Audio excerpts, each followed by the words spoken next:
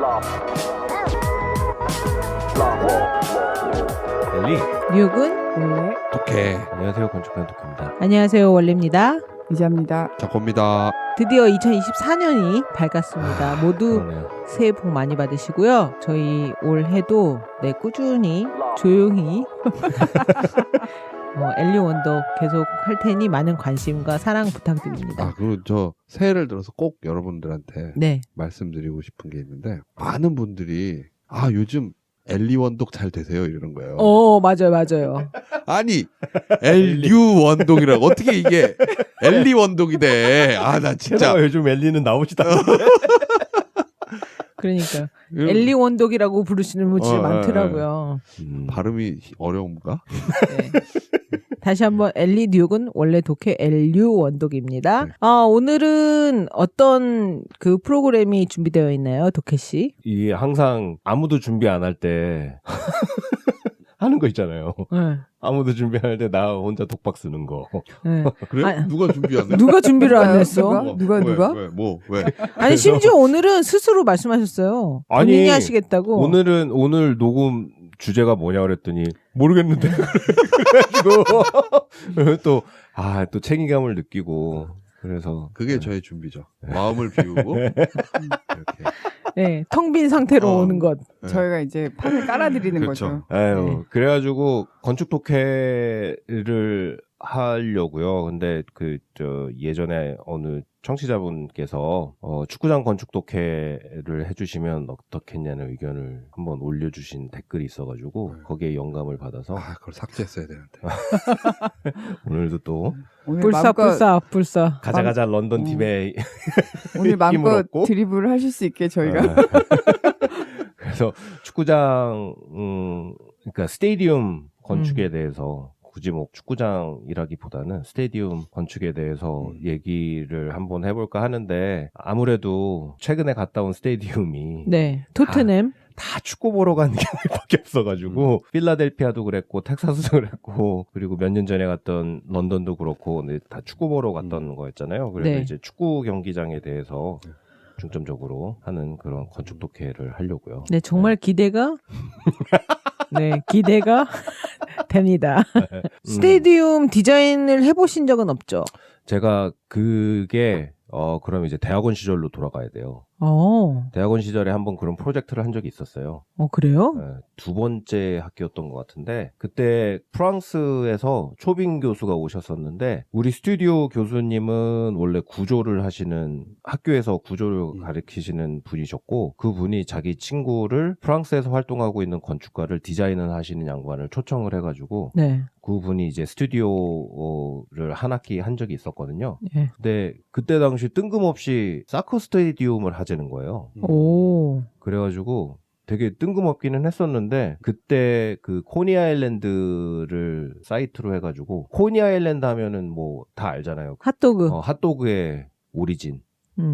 진짜요? 네. 거기서 만든 거예요? 네. 네이턴 테마파크 거기서? 네, 거기 네이턴스 핫도그 핫도그가 있잖아요. 그게 이제 오. 우리가 알고 있는 그 핫도그의 시초가 거기에서 그러면 시작된 거예요.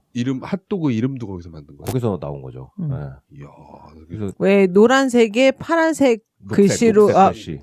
그죠 녹색 글씨로. 해가지고 네이턴스. 네. 코니 아일랜드가 굉장히 재밌는 지역이에요, 사실은. 그래서 맨하탄의 역사를 얘기할 때 항상 코니 아일랜드가 빠지지 않고 나오는 곳 중에 하나거든요. 그 또 예전에 한번 노가리 때도 얘기를 한 적이 있었는데, 그 맨하탄의 역사를 이해하기 위해서는 그 코니 아일랜드의 역사를 이해를 해야 하고, 그거에 대해서 정말 재밌게 잘 쓴 책이 이제 램 크로스가 쓴 광기의 뉴욕, 딜러리어스 뉴욕을 보면은 그 시작이 이제 코니 아일랜드부터 시작을 하거든요. 네. 그래서 이 코니 아일랜드가 왜 되게 중요하냐면은, 여기가 약간 그 엔터테인먼트의 성지였었어요, 코니 아일랜드가. 그 맨하탄의 이제 그 개발 초창기에. 그래서 맨하탄에서 열심히, 왜 그때 당시에는 이민자들이 와가지고 일만 죽어라 하던 때잖아요. 거기 그죠. 맨하탄에 뭐 옷 만드는 데도 있었고 정비소도 많았고 뭐 그런 각종 라이트 인더스트리, 헤비 인더스트리 말고 그런 인더스트리의 공장들이 굉장히 많았던, 밀집됐던 섬이 맨하탄이었었고, 그러다 보니까는 전 세계 아니면 미국 전역에서 모여든 이 블루 칼라들이 굉장히 그 노동이 굉장히 집약이 돼 있었던 맨하탄이었었는데 네. 이 사람들이 이제 주말이 되면은 출구를 찾아야 되잖아요. 그래서 찾아서 갔던 곳이 이제 코니 아일랜드였던 거예요. 화이트 칼라는 뉴왁 가서 쇼핑하고 그때 어. 당시에는 네. 그랬지. 그래요? 네, 그건 또 몰랐네. 뉴욕이 그런 거기가 곳이었었고 고급이었어요. 고급. 네. 그때 그래서 보면 60년대 70년대 건축물들로 만들어진 도시가 지금의 뉴욕 그 모습이에요. 뉴욕이 사실 멋있거든요. 되게 화려하죠. 화려해요. 그런 게 네. 많은데 그러다가 이제 70년대 한번 그 흑인 폭동이 한번 일어났었죠. 아. 그래가지고 그 이후로 하향세를 걷기는 했는데 이제 돌아올 때 됐어. 잘 안 돌아오더라고요. 여러 번 돌아오게 하라고 겁나 노력했는데 여러 번 프로젝트 해봤는데 잘 안 오더라고요. 그게 안 되더라고. 힘들어. 그게 한 번 바꾸기가 힘든 네. 것 같아. 어쨌든 그래가지고 이 코니 아일랜드가 왜냐면은 해변도 있고 네. 비치도 그쵸. 바다도 있고 그리고 그 주변으로 그 오랜 역사가 있었잖아요. 그 뭐였죠? 그 몇 년 전에 되게 유행했던 그 뮤지컬 영화 하나 있었잖아요. Greatest Man 뭔가 그게 뭐였어? 서커스. 서커스 하는 그 휴잭맨이 휴잭맨이 서커스 단장 같은 걸로 나와가지고 네. Greatest Man인가 뭐그 쇼맨. 쇼맨인가 쇼맨. 네. 그 배경이 코니 코니 아일랜드에 아일랜드에 있는 서커스단을 배경으로 한 네. 거잖아요. 그게 서커스 천막을 칠 정도의 공간이 되잖아요, 거기가. 그쵸. 네. 그러니까는 거기가 그런 어떤 서커스 테마파크 그래서 거기에 그 롤러코스터 그것도 이제 롤러코스터가 코니 아일랜드에서 시작된 게 전 세계로 이제 퍼진 거죠. 네. 그런 그 놀이기구라는 개념이 뭐 그런 것도 있고 하여간 그런 어떤 엔터테인먼트의 어떤 집약체 같은 역할을 했었던 것이었고 이 프랑스에서 온 이 사람이 본 코니 아일랜드는 그렇다면은 거기에는 당연히 사커 스테디움 엔터테인먼트의 집약체 그런데 어떻게 사커 스테디움이 없지? 그래가지고 이제 여기다가 사커 스테디움을 한번 해보자. 굉장히 다른 시선으로 다른 봤는데 말이 된다 진짜. 근데 그때 당시에는 엔터테인먼트의 집약이랑 축구랑 무슨 상관이야 나는 이렇게 생각했었는데 그 사람은 유럽 사람이고 유럽 이거는 사람이 미국이니까 네, 그죠. 그래가지고 그때에 한번 사커 스테디움을 한번 해봤던 기억이 있어요. 근데 이제 사커 스테디움이라는 이런 스테디움 건축은 굉장한 스페셜티가 필요한 거라 그냥 뭐 이렇게 지나다니다가 너 건축한다며 그럼 뭐 그런 거 있잖아요. 너 건축한다며 그럼 우리 키친 좀 봐줘 뭐 이런 거 하잖아요. 그치. 너 성악했다며 노래 한번 해봐 이런 거. 너 건축했으니까 내가 요번에 집을 사가지고 좀 하려고 그러는데 어떻게 생각하냐 뭐 이런 거 물어보잖아. 근데 스테디움은 사실은 그럴 성격의 프로젝트가 아니기 때문에 정말 달라요. 완전히 다른 종류의 게임이에요 이거는. 그러다 보니까는 내가 그거를 스테디움이나 스포츠 이벤트를 하는 것만 집중적으로 하는 사무실에 가지 않는 한은 일반 사무실에서는 정말 접하기 힘든 프로젝트 중에 하나거든요. 미국에서도 몇 개 큰 회사들이 다 먹어 그걸. 그것만 하는 회사들이 있어요. 미국은 또 스포츠가 되게 중요하잖아요. 그죠. 스포츠. 그래갖고 그것만 진짜 하는 원래 HOK에서 스포츠 하던 애가 나와서 그게 이제 파퓰러스 맞죠. 파퓰러스 뭐 그런 아예 그것만 하는 회사들 네, 그런 회사가 있죠. 한국은 H.O.T가 파퓰러스. 답하기조차 힘든. 그래서 우리 회사에도 그 스포츠 프랙티스를 하는 스튜디오가 조그맣게 있거든요. 그래서 그 회사에서도 사실은 런던 그 프리미어 리그에 있는 팀 중에 구장 하나를 설계를 했었어요. 그래가지고 그 스튜디오 섹션에 가면은 프리미어 리그에 있는 각 구단의 홈 구장들 섹션 모형을 만들어가지고 그걸 쫙 비교를 해놓은 뭐 그런 스터디 모형도 있고 우리 스튜디오에도 우리 회사에도 그런 걸 하는 회사가 있기는 하거든요. 몇 년 전에 머지를 했죠. 그런 데가 있기는 한데 제 옆자리예요. 네. 가면은 막 벽에 막 엄청나게 큰 스테디움 모형 같은 거 막 벽에 붙어 있고 막 이런 거 건축하는 하는데. 사람들 자리를 가면 막 두꺼운 건축제 뭐 흑백 사진 있고 막 뭐 이런 느낌 있잖아요. 느낌 있죠. 뭐 드래프팅하고. 근데 그 팀은 섹션에 가면 이렇게 미국 애들 이렇게 동전 넣고 이렇게 축구하는 거 있죠. 아이스하키. 그거 있고 뭐 우리는 보통 하이바가 이렇게 옆에 있잖아요. 거기는 그 미식축구 헬멧, 야구 모자, 테니스공 이만한 거 막 이런 게 막 거기는 완전 그러니까 그 자기네들도 자기네들의 문화를 그게 그렇게 되게 중요한 그런 게 있더라고요. 그러니까 그 프랙티스 자체가 일단은 파이도 굉장히 크지만 그 파이를 나눠 먹는 회사들이 그렇게 많지가 않기 때문에 그 프랙티스를 하는 사람들은 굉장히 자부심이 있다고 그래야 되나? 그러니까 아무나 할 수 있는 프랙티스는 아니에요. 프로젝트의 성격상. 근데 뭐 자코님이 아까도 얘기했지만 그게 미국은 워낙 프로 스포츠가 발달을 하다 보니까 실내에서 하는 농구, 야외에서 하는 NFL, 그다음에 MLB 뭐 그런 식으로 그 리그들이 굉장히 많잖아요. 플러스 대학들. 대학들의 뭐 NCAA 뭐 네, 해가지고 그 미식 축구하는 농구하는 뭐 그런 뭐 디비전 뭐 이렇게 쫙 나눠져 있고 그런 것들이 굉장히 많은 그러니까 그런 프로젝트의 수는 어느 나라에 비해도 정말 엄청난 숫자의 그 스포츠 이벤트와 관련된 프로젝트들이 많은 나라임에도 불구하고 그걸 하는 프랙티스를 하는 사무실들은 되게 한정돼 있기 때문에 좋다. 자기들끼리 싸워요. 그게 어떻게 그 프랙티스를 하는 사람들은 좋죠. 근데 사실은 그거가 약간의 단점도 좀 있어요. 왜냐면은 이 사람들이 맨날 하던 것만 하잖아요. 그러니까 하던 것만 하는 이유가 뭐냐면은 각 프로페셔널 리그마다 요구하는 것들이 있어. 예를 들어서 뭐 NFL 같은 경우에는 경기장 관객수 곱하기 몇을 해가지고 주차장이 있어야 되고 뭐 그런 것들 있잖아요. 네. 도시계획보다 세요.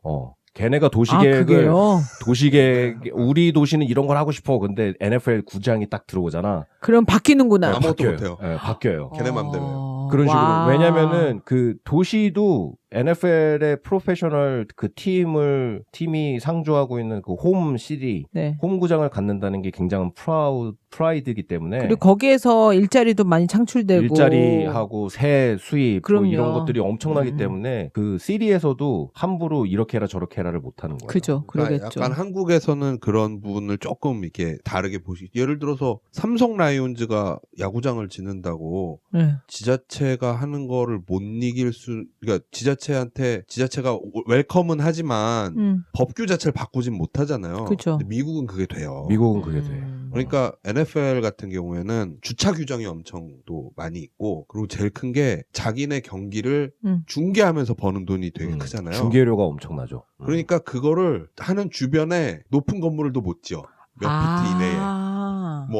지네 핑계는 무슨 누가 스나이퍼가 와서 뭐 무슨 테러를 할 수 있다 뭐 이런데 그거를 이렇게 요즘은 그거 이렇게 멀리 땡겨갖고 이렇게 보잖아. 네. 그거 못하게 하려고 그 주변에 건물 못 짓게 해요. 이렇게 쫙 당겨가지고 네. 경기를 공짜로 볼까봐. 그러니까 옛날에 무슨 문화재 주변에 뭐 우리 뭐 그런 기준처럼 이건 문화재급이야. 그런데다가 근데 도시 걔네가 일단 들어오면 도시의 그 버짓 뭐 전체 그거보다 걔네가 더 크니까 그냥 그냥 이렇게 어쩔 수 없이 엄청 커요. 그런 게 좀 있어요. 미국에서는. 그러다 보니까는 전통적으로 굉장히 오래된 역사를 가지고 있는 팀들이 있잖아요. 그리고 그 팀들이 갖고 있는 오래된 게 아이코닉한 구장들. 네. 뭐 예를 들면 보스턴에 있는 레드삭스의 네. 뭐 볼파크 이런 것들도 이런 거 맨날 하는 사람들이 그런 사무실에서 와가지고 자기네의 기준에 맞춰서 딱 설계를 하면은 그 아이코닉한 그 구장의 캐릭터나 그 팀의 캐릭터를 완전히 죽여버리는 뭐 그런 좀 네거티브한 그런 영향도 없지 않아 있어요. 그래서 각 팀마다 사람들이 구장을 찾아가고 자기 홈팀에 대한 프라이드가 있고 막 그러면은 그 구장에 갔을 때마다 느끼는 뭔가 캐릭터가 있어야 될 거 아니에요. 그렇죠. 근데 그 캐릭터가 어느 순간에 다 없어져 버리는 거야.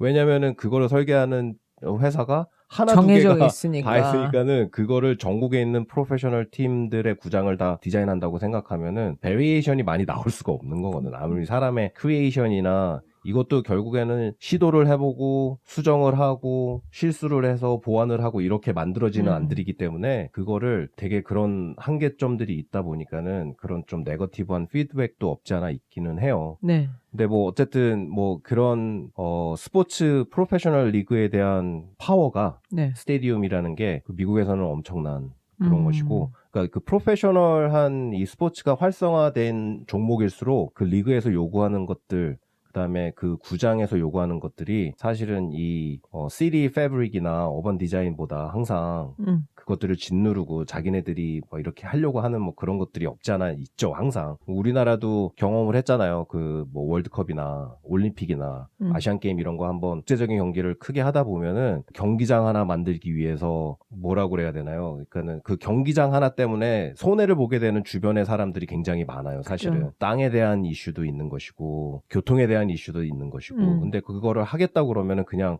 밀어붙이는 어떻게 보면은 정부 주도의 프로젝트가 되는 경우들이 많다 보니까 근데 제가 오늘 예로 갖고 온 프로젝트 몇 개들은 그거랑은 좀 상반된 그런 프로젝트고 구장 스테디움의 성격들을 많이 갖고 있거든요. 그러니까 뭐 그런 거는 이제 차츰차츰 얘기하면서 풀어 나갈 것 같고요. 근데 궁금한 게 그런 스테디움을 디자인하는 회사들은 주로 어디 있나요? 뉴욕에 있어요? 아니면 어디 뉴욕에 있어요? 있고요. 제일 큰 거는 지금 뭐 작가님이 얘기하신 그 HOK라는 캔사스 시티에서 시작된 아, 설계 사무실이 있는데 거기에서 80년대 그 안에서 어떤 그 디자인 프린시펄 같은 사람을 한 명 영입을 했는데 그 사람이 원래 백그라운드가 이런 스테디움이나 뭐 이런 구장 같은 거 설계하고 이런 거 좀 스페셜티가 있었던 사람인데 그 회사에서 그 사람을 전격 지지를 이게 서포트를 해주죠. 그래서 막 팀원들도 붙여주고 이런 사람 필요하다 그러면 그 사람 하이어해주고 막 그런 식으로 해가지고 그 프랙티스가 점점 커져가지고 한동안은 뭐 스테디움 한다고 그러면은 우리 주변에 있는 뭐 매 스테디움 네. 뭐 여러 가지 스테디움들 있잖아요. 이 주변에서도 10중 8구는 HOK에서 디자인한다고 오. 보면 돼요. 근데 거기에 있던 그 스포츠 컴플렉스를 하던 스튜디오가 나중에 독립을 하게 되는데 그 독립을 해서 이름을 이제 파퓰러스라는 이름으로 그럼 그 프린서플이 나와가지고 파퓰러스를 그 만들었군요. 나왔다기보다는 그게 이제 하나의 회사가 된 거예요. 그 HOK 회사 안에 스포츠만 하는 회사를 하나 또 만든 거죠. 근데 자회사 같은 네, 거. 근데 뭐 HOK 스포츠 이게 아니고 그냥 파퓰러스라는 이름으로 회사를 새로 만들었어요. 근데 이 회사가 뭐 캔사스시티에 물론 헤드쿼터가 있지만 뉴욕에도 있고 런던에도 있고 뭐 여러 큰 도시들에 이렇게 사무실들이 있죠. 네. 왜 궁금하냐면 글로 가라고. 이렇게 아니, 거기는 근데 내가 갈 수가 없어요? 이 짬밥에 거기를 가려면 내가 못해도 스테디움을 몇 개를 해본 짬밥이 있어야 돼요. 그래야 거기에 레주메를 들이미는 거죠. 그런 데는 아무나 못 내가 가요. 스테디움을 호텔처럼 만들어줄게. 이런 거 안 되나요? 뭐 그런 거는 이제 나중에 차차 말씀드릴게요. 네네. 왜냐면은 그런 요소들이 요즘 스테디움들은 있다 보니까. 아. 그리고 이제 스포츠 리그라는 게 항상 1년 내내 365일 있는 게 아니잖아요. 그러다 보니까는 여러 가지 이벤트들을 소화를 해야 되는데 그 이벤트들을 소화하기 위해서 거기에 맞는 디자인들을 또 해야 되잖아요. 근데 이게 스테디움이 주 목적이지만 뭐 예를 들어 콘서트랄지 그럼요. 무슨 사이비 종교단체 빅 컨퍼런스랄지 뭐 이런 것들 합동 결혼식 이런 거. 합동 결혼식 뭐 이런 거 있잖아. 이런 거는 완전히 성격이 다른 이벤트잖아. 결국에는 이 구장 자체가 트랜스포머가 돼야 되는 거예요. 그죠. 그러니까 그런 것들을 집약적으로 소화해내고 만들어내야 되기 때문에 굉장히 거대하게 움직이는 퍼즐 같은 역할을 하는 거죠. 그러니까 기능에 따라서 어떤 섹션이 없어지기도 하고 더해지기도 하고 늘어나기도 하고 이런 것들이 굉장히 가변화돼 있는 디자인을 해야 되기 때문에 단순히 그냥 디자인만 한다고 그러는 게 아니에요. 디자인만 한다고 해서 끝나는 게 아니고 그걸 기술적으로 풀어내야 되는 그런 노력도 있어야 되거든요. 그 안에 약간 무대 장치 같은 그런 것도 다 들어가 있군요. 무대 장치뿐만 아니고 음향 장비도 그렇고 그렇지. 조명도 그렇고 그런 것들이 전부 다 여러 가지 이벤트들을 소화할 수 있게끔 거의 극장 짓는 것만큼 그렇죠. 극장이라고 그죠? 보면 돼요. 네. 극장이라고. 뭐 예전에 그 콜로세움도 사실은 그렇죠. 극장이 스테디움 왔으니까. 상품이 그렇죠. 콜로세움인 거죠. 네, 스테디움이기도 하고 극장이기도 하고 다 그랬던 거잖아요. 그렇죠. 네. 제가 뭐 최근에 가서 가장 큰 그 임프레션을 받았던 구장이 아무래도 이제 토트넘 홈구장이었으니까 토트넘 하스퍼. 이 토트넘이 런던에 있는 한 지역의 이름이에요. 그러니까는 그게 뭐 노스 런던이라고 그러죠. 북런던에 있는 한 구라고 런던시 안에 있는 자치구 구의 이름인데 하스퍼가요? 토트넘이 그 뭐 이렇게 뭐 보면은 거기에 보면 노팅햄도 있고 뭐 뭐 햄이구나 다. 네, 뭐 그런 뭐 웨스트햄도 있고 뭐 그런 이름들이 있잖아요. 그런 이름 자치구의 이름 중에 하나가 토트넘이에요. 그래서 이제 거기를 기반으로 해서 이제 프로팀이 만들어져 가지고 그게 이제 토트넘 그 하스퍼는 그 싸움닭 같은 걸 얘기하거든요. 그래서 얘네들의 심볼이 그 싸움닭이잖아요. 네. 그래서 이제 구장을 갔던 그 임프레션이 너무 강해서 그 구장에 대해서 좀 얘기를 하는 걸로 네. 미국에 있는 프로 리그들과 어떻게 다른지부터 어떤 특징을 갖고 있는지 뭐 그런 걸 말씀드리려고요. 일단은 영국은 축구의 역사가 굉장히 오래돼 있잖아요. 네. 그러니까 이 프리미어 리그라는 게 뭐 90년대 시작하기 이전에 벌써 몇십 년의 역사를 갖고 있었던, 예를 들어서 토트넘 같은 경우에는 토트넘을 기반으로 한 지역 기반으로 한 축구팀이었는데 프리미어 리그가 되면서 거기에 이제 그 프리미어 리그로 소속이 되는 거죠. 글로 들어간 거죠. 100년이 넘는 역사를 갖고 있어요. 웬만한 팀이 100년 이상의 역사를 갖고 있거든요. 대부분의 그 100년이 넘는 구장 역사를 갖고 있다 보니까는 처음에 시작했던 그 구장이 지금의 구장의 위치에 있는 경우들이 굉장히 많아요. 바꾸기 힘들겠죠. 바꾸기가 굉장히 힘들어요. 네. 근데 거기에서 한번 크게 점프를 했던 팀 같은 경우가 이제 아스날 같은 팀. 그런 팀이 이제 구장의 위치를 그 예전에 있던 그 홈에서 좀 먼 거리로 이동을 하면서, 그러면서부터 뭐 토트넘이랑 뭐 이렇게 치고받고 하는 그런 역사가 또 거기서 시작이 되긴 하는데, 그러다 보니까는 이 100년이 넘는 역사 동안에 그 스테디움만 있는 게 아니고 도시도 계속 성장을 하잖아요. 그죠. 여기를 가면은 제가 그때 런던에 갔을 때 구장을 2군데를 갔었거든요. 거기 이제 투어라는 게 있어가지고 그래서 첼시 구장도 갔었고 아스날 경기장은 그냥 앞에 이렇게 지나가봤고, 그다음에 토트넘 가봤고, 여기에서 생각하는 스테디움이라고 생각하시면 정말 오산이에요. 왜요? 일단은 주차장 없어요? 주차장이 없어요. 헐. 주차장이 없고 그냥 가다가 코너를 딱 돌면은 갑자기 눈앞에 이따시만한 스테디움이 딱 나타나.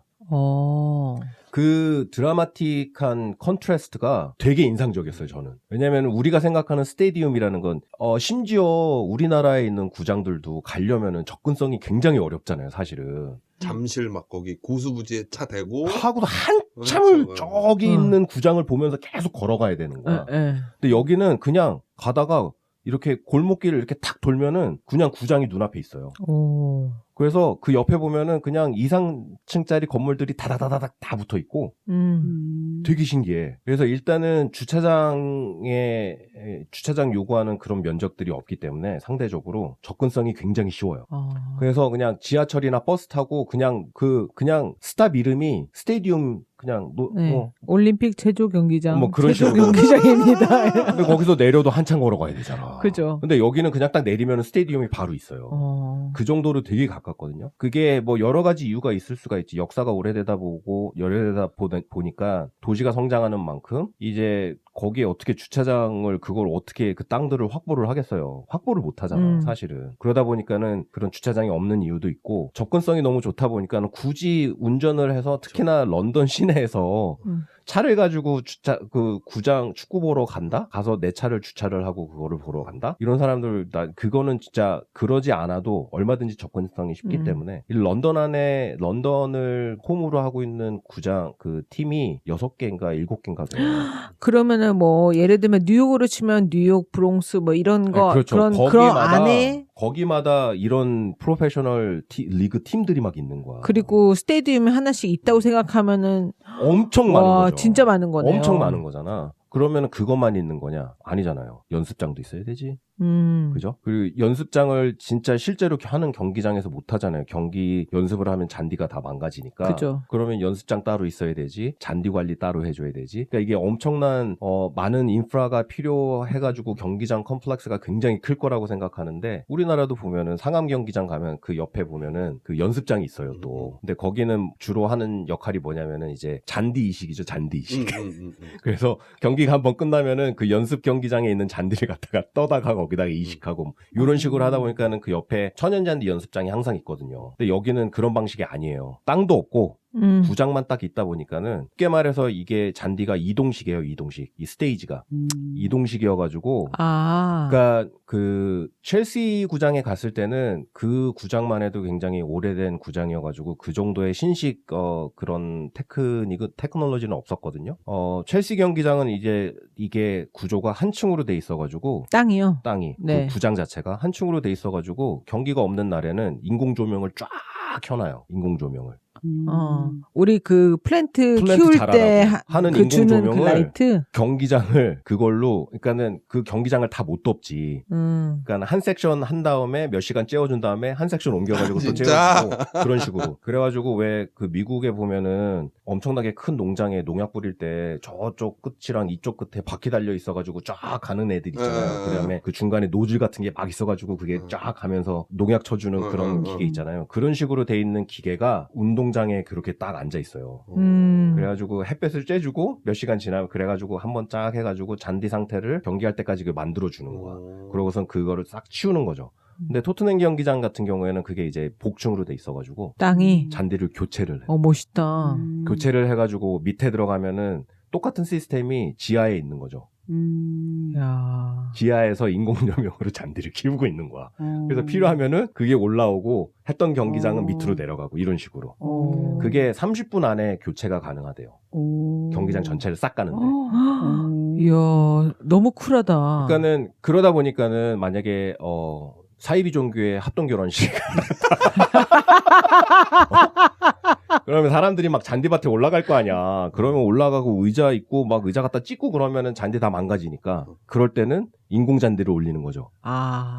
아니면 그럴 수 있는 플랫폼을 올리고 그 천연 잔디는 밑으로 내리고 그런 식으로 해가지고 다양한 이벤트를 할 수 있는 그런 시스템을 갖추고 있어요. 괜찮다. 근데 이런 시스템이 토트넘만 있는 게 아니고 요즘 짓고 있거나 아니면 최근에 완공돼 있는 뭐 지금 한참 짓고 있는 게 레알 마드리드 말고 바르셀로나, FC 바르셀로나 걔네 구장이 지금 익스펜션을 하고 있거든요. 그런 구장들은 다 이런 시스템을 갖추고 있어요. 그 미국도 NFL 벤츠가 한 게 미네소타였나? 벤츠 스테디엄이라고 있거든요. 네. 그것도 그 아예 그 경기장 딱 보면 그 옆에 이제 딱 녹색 판들이 있어요. 그게 그냥 이렇게 왔다 나와. 그러니까 미국은 좀 그런 아틀란타. 식이에요. 아틀란타. 미국은 좀 그런 식이야. 그런 게 아까 얘기한 그런 연습 경기장에서 이렇게 뛰어다가 이식하는 게 아니고 경기장 판때기를 그냥 통째로 갈아버려요. 미국 스케일은. 근데 런던 같은 경우에는 그런 땅이 없으니까 그거를 복층으로 만드는 시스템을 이렇게 하는 거죠. 그렇게 돼 있는 시스템이 일단은 이렇게 숨어져 있다는 거. 그래서 항상 구장에 경기를 할 때 보면은 잔디가 완전 기가 막히거든. 완전 막 벽에 한번 누워보고 싶다 할 정도로. 근데 그게 사실은 100% 천연은 아니에요. 그래요? 그게 그 매직 넘버가 있어요. 그 구장마다 또 선호하는 그 잔디의 그 컨비네이션이 있어가지고 인조 잔디하고 천연 잔디하고 뭐 인공을 2로 쓰면은 천연을 8, 어떤 데는 인공을 3 쓰면은 천연을 7 이런 식으로 조합을 해가지고 그 구장 잔디 관리를 하거든요. 그러면은 우리가 아는 흙이 있고 풀떼기가 자라는 틈에 그 인공이 꼽혀 있는 거예요? 같이 있는 거예요. 근데 그게 항상 높이를 계속 컨트롤을 하잖아요. 그러니까 인공잔디는 한번 셋업을 해놓으면은 자라지도 않고 뭐 그러니까는 그 높이에 계속 있는 거예요. 천연잔디만 계속 그렇게 그 높이를 관리를 하는 거죠. 계속 잘라주고 그 높이 맞춰서. 그게 100%로 하면은 여러 가지 부작용이 있대요. 그게 일단은 배수의 문제가 좀 있고. 배수의 문제가 있고 그리고 그 인조잔디가 그 지력을 좀 높여주는 그런 역할을 한대요. 그러니까 단단해지는 거야 땅이. 슬라이딩을 하면은 100% 천연잔디면은 슬라이딩 한 대로 고스란히 그냥 다 파이는 거야. 그러겠죠. 골프 칠 때 딱 샷 할 때 뒷땅 때리면은 이만한 돈가스가 그러면은 거기 이제 그 돈가스 날아간 자리만 이렇게 나오잖아. 근데 그거를 이제 갑자기 마음이 아프다. 인공잔디를 심어주면은 그 지력을 그러니까는 그렇게 해도 잔디가 남아 있는 거죠. 그렇게 해가지고 나중에 뭐 전반전 딱 끝나고 해프타임에 그거를 이제 패치를 해주고 그런 식으로 경기를 할 수 있게끔. 그리고 이제 잔디에는 뭐 그런 여러 가지 이게 숨은 뭐 그런 것들이 있는데 그거 이외에 이 배수에 관해서 이제 경기를 할 때 비가 오면은 수중전이라고 해서 되게 힘들다고들 하잖아요. 그렇죠. 비가 오는 날. 근데 런던은 비가 많이 오잖아요. 툭하면 오죠. 툭하면 오는 거고. 그리고 저 갔을 때도 두 경기 다 비가 오기는 했어요. 비가 오기는 했는데 비가 그렇게 와도 웬만큼 비가 오지 않는 한은 거기에 이런 웅덩이가 안 생겨요. 근데 뚜껑 없어요, 뚜껑? 뚜껑 있는 경기장도 있는데 이제 토트넘 경기장 같은 경우에는 없고 지금 그거를 뚜껑을 덮으려고 하는 데가 이제 레알 마드리드 경기장인가? 거기가 이제 뚜껑을 덮으려고 그러거든요. 왜 뚜껑을 안 만들었어요? 뚜껑은 일단은 비싸. 돈이 많이 드니까. 아니 그래도 거기 선수 2명, 2-3명 빼면 아, 완전 엄청 비싸. 그 정도 가지고 되겠어요. 더 들지. 그러면 뚜껑 만들고 계속. 그게 일단은 이 천연잔디가 아무래도 50% 이상이다 보니까는 인공 조명도 있지만 자연광을 쬐는 게 가장 좋죠, 사실은. 그러다 보니까는 이 지붕을 덮는 거는 일단은 경비가 많이 들고. 그러니까 이렇게 뚜껑도 그 오픈 앤 클로즈. 그렇게 당연히 그렇게 대부분 하죠. 다 그렇게 열려. 예, 그렇게 하죠. 뚜껑이 있는 경기장은. 아니 근데 비가 가끔 오는데도 아니고 자주 맞아. 오니까. 근데 제일 그게 우중충한 그럴 데가 때가 거기잖아요. 있죠. 그럴 때가 이제 11월, 12월 요때가 한참 그럴 때인데 런던은 그래도 맨날 나 나갔을 때는 우중충한데? 날씨 진짜 좋았어. 2월 달에 갔을 때는 진짜로. 날씨 경기할 때만 잠깐 비 없었고. 런던 갔다가 우울증 올 뻔했어요. 맨날 날씨가 우중충. 그러니까 그게 잘못 타이밍 맞추면은 쉽게 그런다고 그러더라고요. 근데 뚜껑을 덮으면 일단 비용이 많이 들고 그러다 보니까는 그런 것도 있고 일단은 축구라는 경기 자체가 실외에서 하는 경기잖아요. 그러니까는 이 실내에서 한다는 거는 약간 좀 스포츠의 어떤 그 캐릭터를 좀 깎아먹는 것 같기도 해. 뚜껑에 하늘을 그리는 거지. 뭐 트루맨 쇼야? 빔을 쏴. 그리고 뚜껑을 덮게 되면은 경기장을 에어컨을 돌리든지 저번에 갔던 텍사스의 텍사스의 달라스 경기장처럼. 경기장처럼 거기는 정말 쇼핑몰이에요, 경기장이. 거기는 뭐가 달랐어요? 완전 달라. 그래서 달라. 달라스. 그러다 보니까는 이 뭐 잔디, 음향, 조명 이런 것 이외에 그런 것들이 또 들어가야 되니까 그것도 뭐 VIP나 미디어 박스 이런 것만 신경 쓰는 게 아니고 경기장 전체를 AC를 돌려야 되니까는 그것도 비용이 또 만만치가 않은 거죠. 그러다 보니까는 그냥 축구는 실외에서 보는 게 사실은 제일 좋아요. 근데 비가 오면은 그 배수하는 것도 엄청나게 신경을 썼겠죠. 뭐 그거를 뭐 층을 몇 개 층을 해가지고 물이 안 고이고 쫙쫙 빠지게 뭐 그런 것도 있지만 여기 가서 약간 보면은 경기장 코너킥 차는 데 있잖아요. 그 경기 내 귀퉁이 거기가 약간 경사가 져 있어요. 그래서 경기장 이제 물이 이렇게 했을 때 옆으로 이렇게 빠지게끔.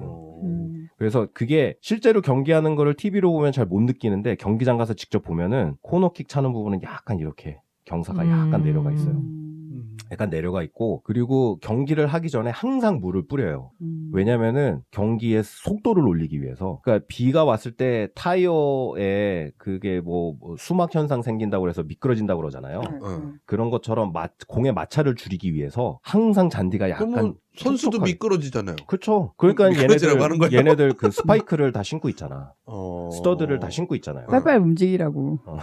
빨리빨리 하라고. 그래서 프리미어 경기가 그러니까 잉글랜드 프리미어 리그가 유럽의 여러 나라의 뭐 리그들이 있지만 그 중에서도 스피드가 제일 빠른 리그 중에 하나거든요. 물을 겁나 뿌리는구나. 물을 의외로 많이 뿌려요. 그 얼리는 거 아니야? 아, 그래가지고 그 프리미어 리그 그 축구 경기 보면 먼지가 안 나는구나.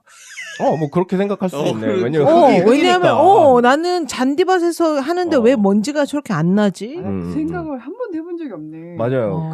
그러네. 진짜 생각보다 물을 엄청 많이 뿌려요. 그래도 그 정도로 해가지고 경기의 스피드를 올리고 배수가 잘 돼 있으니까는 고인물들은 빠지는 거야.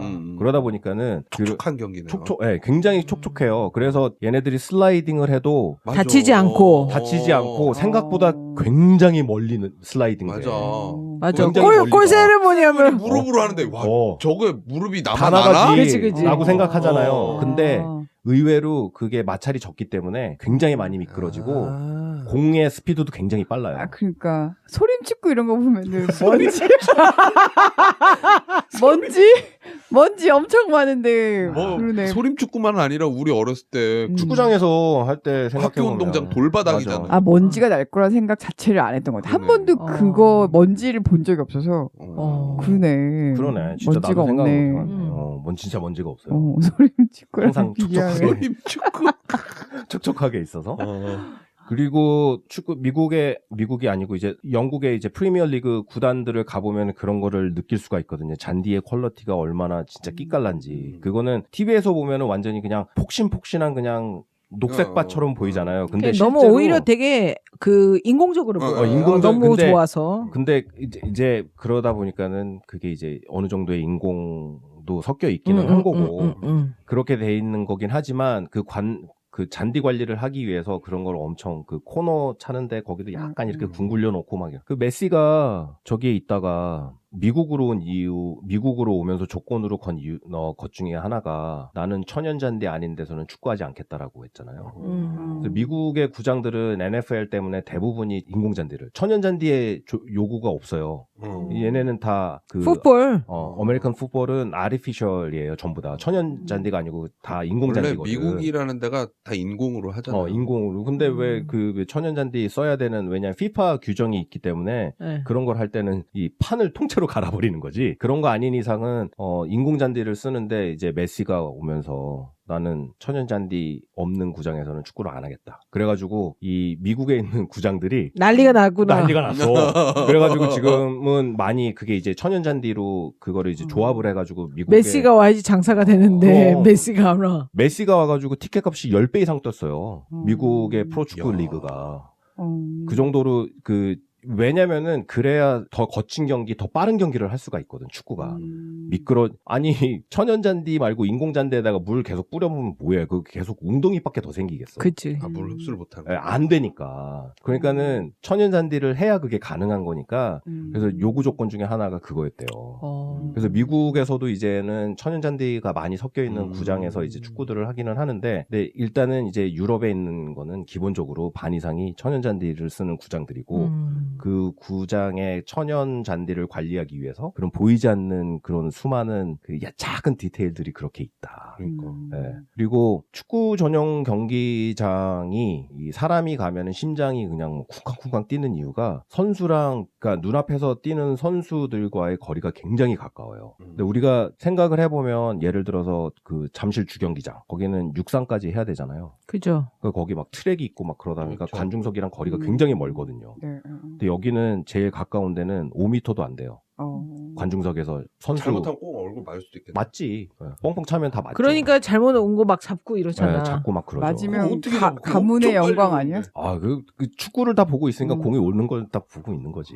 그러니까 가까운 데는 진짜 5m면은 진짜 가까운 거잖아요. 그러니까 5m 안에서 그런 것들이 다 이게 경기장이 끝나고 거기에서 이제 드로인 하거나 코너킥 하거나 그런 것들이 있어야 되고 그리고 또 중계료 포함 광고도 해야 되고 그러니까 전광판들이 막 있고 막 그러잖아요. 그러니까는 애들이 가다가 멈추지를 못해가지고 가서 막 들이받고 막 그러는 경우들이 굉장히 많거든요. 근데 천연 잔디가 딱 끝나고 그 선이 그어져 있는 데부터는 전부 다 인공 잔디예요. 이 토트넘 핫스퍼 경기장만 해도 거기는 다 인조여가지고 특별히 관리를 안 해도 그렇게 할 수가 있게 돼 있더라고요. 그래서 거기는 막 일반 사람들도 가서 막 밟아보고 할 수가 있거든. 근데 그 모든 것들이 4m, 가장 4m, 5m도 안 되는 데서 다 일어나야 되니까는 이 경기에 그 가까운 데서 보는 관객은 얼마나 그게 진짜 막 가슴이 벌렁벌렁 하겠어. 그거를 자기가 응원하는 팀을 그렇게 가까이서 볼 수가 있으니까. 일반 스테디움과 축구만 하는 축구 스테디움과 일반 스테디움의 가장 큰 차이는 그 피치 주변의 그 간극이 굉장히 가깝다는 거. 그래서 관객이 실제로 굉장히 가깝게 선수들이 뛰는 모습을 볼 수가 있고, 걔네들이 운동장에서 지르는 소리, 욕하는 거, 부딪혔을 때 나는 뭐 빡 소리 나는 거, 공 차는 소리 이런 거 진짜 다 실제로 들을 수가 있으니까 굉장히 현장감이 그냥 장난 아니겠네요. 가슴이 벌렁벌렁하죠 진짜. 네. 미국의 NFL 구장들은 그것도 되게 멀어요.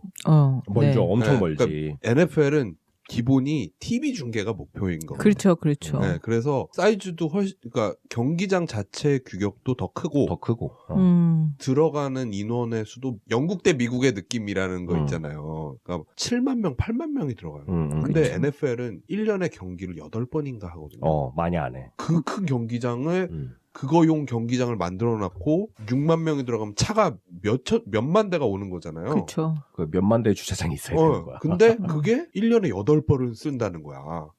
그러니까 그날 하루를 위한 완전히 그거잖아요. 그러니까 경기장 사이도 되게 멀고 뭔가 이렇게 약간 그리고 왜 그 하프타임 쇼 하잖아요. 그렇죠. 그러니까 이게 약간 스포츠라는 느낌 별로 안 들어. 약간 엔터테인먼트에 그냥 더 가깝죠. 쇼고 이거 가까이서 정말 선수들이 어떤 뭘 하고 뭐 이런 거는 없는 것 같아요. NFL. 저는 그 피츠버그의 스틸러스 그 스테디움 갔었었거든요. 왜 피츠버그도 제철이 유명해가지고 그렇죠, 그렇죠. 스틸이 그래 스틸러스거든. 그래가지고 피츠버그도. 그쪽 앞에 갔었는데 피츠버그 스테디움 그 스틸러스 그 스테디움도 생각보다는 이게 경기장이 꽤 가깝다고 느꼈어요. 그랬는데 그 안에는 안 들어가 봤지만은 뭐 주차장이야. 그리고 축구장은 정말 가깝다고 딱 들어가면은 이렇게 가까워라고 느낄 정도로 진짜 가까워요. 그러니까 보통 왜 막 유튜브 같은 거 보면은 거기 가가지고 직관 보러 갔다고 해서 막 올리는 사람들 막 있잖아요. 그러면은 걔네들이 뭐 선수들 이렇게 들어와가지고 라커룸 가는 거를 보통 안에서도 할 수가 있는데 일부러 이렇게 경기장을 일부러 한번 이렇게 지나가면서 이렇게 가거든요. 그러면은 그냥 그 사람들한테 인사하고 사인 받으려고 가는 게 특별하게 가는 게 아니고 그냥 그 자리에서 그냥 제일 앞으로 가면 되는 거야. 그러면 선수들 지나가는 거 그냥 볼 수가 있거든. 따로 지나가는 그게 아니고. 그러니까 거기서 막 불러가지고 사인 받고 사진 찍고 막 하는 게 정말로 그 다이나믹이 훨씬 더 가까워요. 다른 어떤 스포츠보다도. 농구는 좀 예외죠. 농구는 이제 실내 경기다 보니까 그거는 뭐 그럴 수밖에 없는데. 그래서 의외로 그렇게 가깝다. 근데 이 경기장이 제가 알기로는 그 프리미어 리그 구장 중에 두 번째인가 세 번째인가로 큰 구장이에요. 그래서 토트넘께요. 토트넘께 수용 인원 6만 명이 넘거든요. 한 6만 2천, 6만 3천 크다. 정도 들어가요. 풀로 들어갈 때. 그렇게 들어가는 경기장인데 그 60 곱하기 120짜리 축구장이 딱 있고 거기에서 한 4, 5m 떨어지고 그거를 관객으로 다 채우는 거잖아요. 6만 몇천 명이. 그러니까는 그 선수와 이 사람들이 생각하는 게 그거예요. 선수와 같이 내가 호흡을 하고 있다라고 생각을 하는 거야. 이게 너무 가깝다 보니까 6만을 채울 수 있다. 6만 대단하다. 6만 2천, 6만 3천 정도 돼요. 상암 월드컵 경기장이 6만 6천이래요. 그 제가 그 수용 했던 인원이. 도요다 넥시빌 네. 그게 7만인가 그러니까 최대 기록이 8만인가 그랬대요. NFL 네. 구장이요. 네. 그러니까 평소에 그러니까 관리상 그 인원을 조절을 하잖아요. 조절하는 네. 거죠. 근데 맥스로 자기네 채우면 8만까지 채울 수 있는데 보통 그렇게 안 채우고 이제 그렇게 하는 건데. 뭐, 예. 그래서 그게 그렇게 꽉 찼을 때 그 느낌은 6만이면 댄스리 실버 버튼은 못 받겠네. 우리 니자 밥 좀 해줘야 되겠다. 힘내 진짜. 근데 이 경기장이 2019년인가 오픈을 했거든요. 그러니까 굉장히 최근인 거예요. 네. 근데 이 구장을 만들기 위해서 거의 10년에 걸리는 시간을 준비를 하고 그다음에 시에 허가를 받고 뭐 그런 왔다 갔다 하는 그런 과정이 있었거든요. 그 일환으로 10년 동안 준비를 하면서 사실은 건축가도 한번 바뀌었어요. 그 나중에 이제 선정된 데가 이제 파퓰러스라는 그 회사가 런던 것도 파퓰러스가 있고요. 이 토트넘 구장도 파퓰러스가 있고 얼마 전에 저거 라스베가스 스피어 그것도 파퓰러스가 있잖아요. 대박. 그런 이벤트 홀 같은 거에 인기가 정말 많네, 거기가. 스페셜라이즈 돼 있는 회사인 거예요. 근데 처음에는 이게 이제 구장을 한다 그러니까 여러 가지 뭐 얘기가 많을 거 아니에요. 이게 이 경기장이 작으니까는 늘리려고 공사를 하는 거잖아요. 그럼 땅이 더 필요하고 그러면 공청회도 해야 되고 뭐 이런 과정들이 있었는데 이 노던 런던 이 토트넘이 이 기반으로 갖고 있는 토트넘이라는 구역이 상대적으로 좀 낙후된 런던 안에서 이 북런던 요 부분이 상대적으로 좀 낙후된 지역이래요. 그러니까는 우리 서울로 치면은 강북 저기 경기도랑 붙어 있는 서울 거기 어디쯤이 되는 거죠. 그러니까 상암동 같은 거 아니야? 상암동이라고 그래야 되나? 지금은 떴죠? 상암동 완전 떴죠. 아, 그런가요? 네. 근데 여기가 굉장히 그냥 전반적으로 좀 낙후돼 있는 지역이다 보니까 의정부는 경기도잖아요. 그렇죠. 그죠? 의정부 가기 전에 있는 뭐 어디 거기, 같이. 그 뭐 그쯤처럼 굉장히 상대적으로 낙후돼 있는 지역이었는데 요 스테디움 디자인을 하면서 그 어번 그 리바이탈리제이션을 좀 요구를 해서 여기 이제 주택이랑 상가랑 이런 것들을 재정비했군요. 구장 주변을 다시 재정비하는 사업이 이 스테디움 공사의 일부가 됐어요. 집값 올랐겠다. 집값 올랐겠어. 근데 가보면은 그런 느낌 전혀 안 들어요. 여기가 재정비한 거라고? 이런 거 있잖아. 아, 그 영국 형들 그거 네. 세핑 느낌 이거 잘 안 들어. 못 그러니까는 하죠. 우리나라 같은 경우는 그래서 도시 재정비를 했어. 그러면은 막 옆에 막 고층 아파트가 있어야 될 것 같고 그치. 막 이런 게 있어야 될 것 같은데 그런 거 전혀 없고 그냥 주변이 좀 도로나 이런 게 정비가 되고 여기에 가면은 그 경기장 맞은편 코너에 이렇게 막 2층짜리 3층짜리 쫙 로우하우스 같은 게 쫙 있는데 네, 그 네. 코너에 이제 비버타운 브루어리에서 운영하는 펍이 있는데 네. 그게 이제 토트넘의 상징적인 맥주거든요. 와. 비버타운에서 네. 비버타운 브루어리에서 하는 그 넥 오일이라는 맥주가 있어요. 네. 이름이 약간 넥 오일. 이미 맛이 없어. 그러니까 이게 약간 그거잖아. 그 블루 칼라들이 열나 일하고서는 주말에 이 경기 보러 가면서 목에 이제 기름 죽이러 가는 거야. 우리 먼지 삼겹살. 마시고 나서 삼겹살 삼겹살 먹는 것처럼.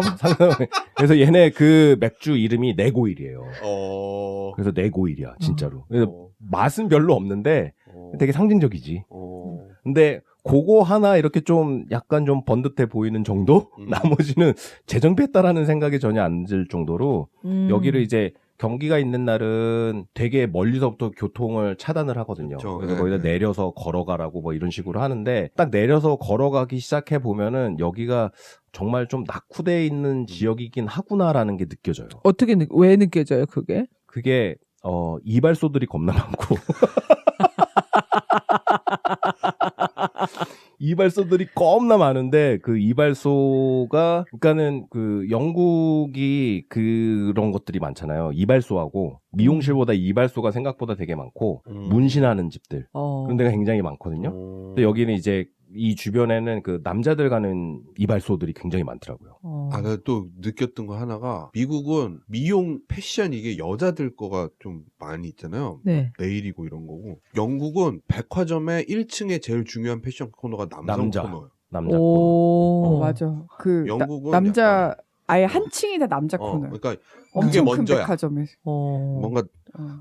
영국 남자는 좀 영국 남자. 마음에 안 들어. 근데 뭐 그런 거 그래서 영국 있잖아요. 애들이 그게 멋있어. 스타일이 좋아. 스타일 좋고 보면은 기분 좋고 그렇죠. 근데 나는 이태리 남자들이 더 좋던데. 그러든지. 근데 거기 가면은 이제 네.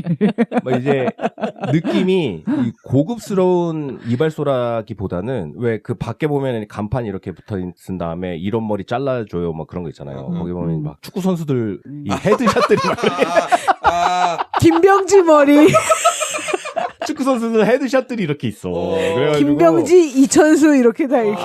이거 참 이 동네 참 스케치하네. 뭐 이런 게 느껴질 정도로 뭐 좀 그래요. 그렇게 막 되게 막 고급스럽고 막 주변에 상가가 많고 막 그런 느낌보다는 약간 조금 이게 후지구나 동네가 그런 느낌. 그에 반해 이제 첼시 구장은 주변에 가면은 상가랑 그런 것들이 굉장히 잘 돼 있어요. 근데 경기장은 되게 오래됐거든.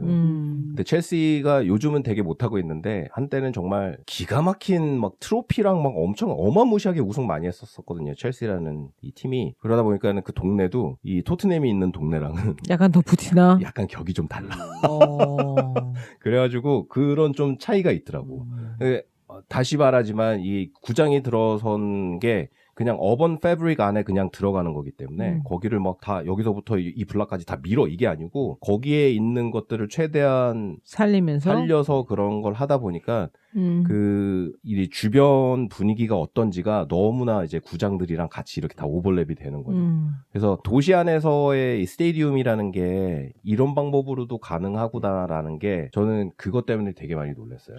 딴 것보다도. 진짜 재밌는 게 여기 NFL이랑 이 야구장들도 그걸 따라하고 싶어 해요, 사실은. 그러겠죠. 왜냐면 이게 계속해서 이 미국의 경기장들은 기존 도시하고 떨어져서 맞아. 진짜 아무것도 없는데 엄청난 주차장을 하고 있어야 되잖아요. 근데 도시는 점점 커지고 그 땅 아깝잖아. 주차장으로 쓰고 있는 게. 그 1년 몇 번 쓰지도 않는 거. 그러니까 그걸 계속 영국처럼 따라하고 싶어 해요. 그래서 보면은 그 스터디를 그래서 했는데 이런 영국의 축구장들을 단면을 잘라보면 이쪽 면은 이렇게 의자가 이렇게 스탠드가 있고 이렇게 있는데 한 덩어리 건물에 요 바깥쪽은 상가야. 그래갖고 그냥 밖에서 보면은 뭐 스테디움 뭐 있어? 이러다가 입구를 들어가 보이게.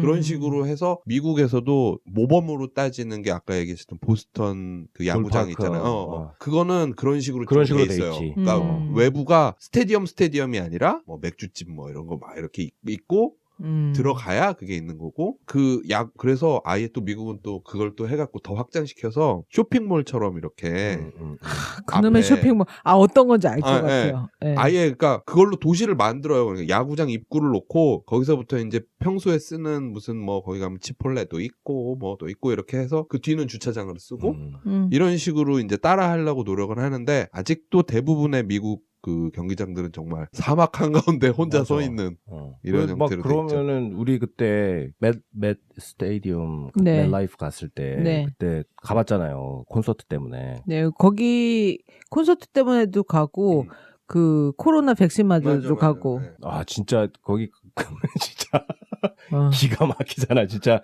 아무것도 없고 그냥 주차장에서 그냥 조금만 늦게 가면은 저 뒤에다 대고선 경기장 보고 한참 걸어가야 되는 막 그런 어려움이 또 들어가서도 한참 그 스테디움 안에 경기장 안에 찾으려면은 또 거기서도 엄청 오래 걸리죠. 그런 게 좀 있죠. 근데 여기는 그러니까는 그러다 보니까는 되게 복합적으로 돼 있어요. 뭐가 되게 많어. 뭐가 되게 많고 그리고 또 아까도 얘기했지만 이 구단들의 역사가 오래되다 보니까는 항상 어느 구장을 가든 거기에 항상 옆에 자기네 뮤지엄이 있어요. 자기네 구단의 뮤지엄 그리고 또 그 기념품샵 그게 아주 엄청나죠. 거기 이제 가면은 소니 거기에서 돈을 얼마나 제너레이트 할 거예요, 진짜. 엄청나게 그냥 쭉쭉 뽑아내겠죠. 그러니까 뭐 그런 것들도 있고 그리고 여기에 갔을 때 뭐 이따가 뭐 그 호텔과 관련된 뭐 그런 네. 건 나중에 좀 말씀드리고 여기 가면은 경기가 없는 날은 투어를 하게 해줘요. 돈을 내면은 이렇게 경기장 안에 뭐 선수들 라커룸부터 해가지고 그것도 다 보고 지붕으로 올라갈 수가 있어. 지붕으로 올라가면은 그거 안전벨트 매고요. 그 하네스 딱 진짜? 하고 그래가지고 오씨. 난간 없는데 그냥 그 꼭대기에 그 지붕 꼭대기에 올라가는 거예요. 그리고 여기 경기를 보시면 그 사우스 스탠드라고 그러는데 사우스 스탠드 꼭대기에 올라가면은 거기에 금으로 된 닭 한 마리가 서 있거든. 그게 그 토트넘의 상징처럼 그게 심볼이 거기 딱 그 스테디움 지붕 제일 끝에 그게 딱 있는데 그 하네스만 메고 그 닭 주변을 이렇게 걸을 수 있는 그 투어 패키지가 있어요. 그래서 진짜로 그래가지고 거기 이렇게 약간 몸을 약간 밖으로 이렇게 기대가지고 딱 찍으면은 이렇게 우리 그때 4명 갔던 사람 딱 찍으면은 1, 2, 3, 4 4명 다 보이고 뒤에 이렇게 그 황금 닭이 딱 서 있고 그 뒤에 배경으로 이 천연 잔디밭이 딱 밑으로 보이는 거야. 그런 샷을 찍을 수가 있는 게 있거든요. 포토 그러니까, 스팟을 제공하는 네, 그런 거죠. 그러니까는 이게 경기가 없는 날은 또 그런 방법으로 활용을 하고 그러니까 그게 가능한 이유는 딴 게 아니고 역사가 오래돼서 그런 것 같아요. 그치. 그러니까 이 스포츠 축구라는 축구 문화라는 게 이게 워낙 오래돼 있고 그리고 아까도 얘기했지만 이 북런던 이 구역이 상대적으로 굉장히 낙후되어 있는 지역이라 관광객이 오는 데도 아니고 뭐 쇼핑을 하러 가는 데도 아니고 근데 이 스테디움이 있다라는 이유 하나만으로 여기에 1년에 찾아오는 사람들의 수를 생각을 해봐요. 엄청난 관광 수입이 생기는 거야. 그래가지고 뭐 그런 패키지도 있고 그러더라고요. 건축은 그냥 스테디움이에요. 뭐 별다를 거 없어. 그냥 스테디움이면은 우리가 상상하는 그냥 여기저기 다 뚫려 있고, 그렇죠? 뭐 그런 스테디움인데 그런 패키지들을 그냥 그 건물을 그렇게 활용할 수 있게끔 그런 것들을 이렇게 프로그램을 만들더라고요.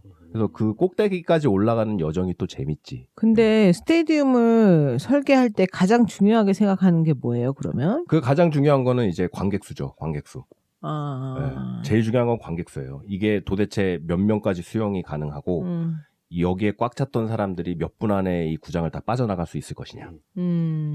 그게 중요하거든요. 그러니까는 채우는 거는 둘째 문제고 사실은 어떻게 사람들을 이베큐에이션이 그치. 빨리 이머전시에 뽑아낼 수 있느냐가 가장 큰 이슈죠. 그러다 보니까는 동선이 여기저기 새 나갈 수 있는 것들이 굉장히 많죠. 생각보다. 그래서 들어가고 나가는 분들이 굉장히 많아요. 굉장히 많은데 그 들어가는 시퀀스나 이런 것들은 제가 뭐 이따가 그 호텔과 관련된 그런 관점에서 봤을 때의 그 시퀀스들을 또 말씀해 드릴게요. 대충의 뭐 뭐 이게 어떻게 보면은 제가 예전에 했던 런던 갔다 온 얘기랑 갔다 온 얘기랑 많이 겹치는 게 없지 않아 있기는 한데 그래도 뭔가 좀 스테디움 중심으로 들어서 좀 다르게 느껴졌어요. 약간 그 건축적인 부분이 더 많이 부각돼서 듣기가 훨씬 좀 편했다고 해야 될까요? 너무 축구에 대한 열정보다는 네. 약간 건축적으로 접근하니까 훨씬 듣기가 좋네요. 네. 그래주면 고맙죠. 네. 그러면은 일단은 여기서 1부를 마무리하고요. 2부는 이제 좀 더 건축에 대해서 좀 더 디테일하게. 얘기하는 그런 시간으로 다시 돌아오도록 하겠습니다. 네, 고맙습니다. 예, 감사합니다. Love.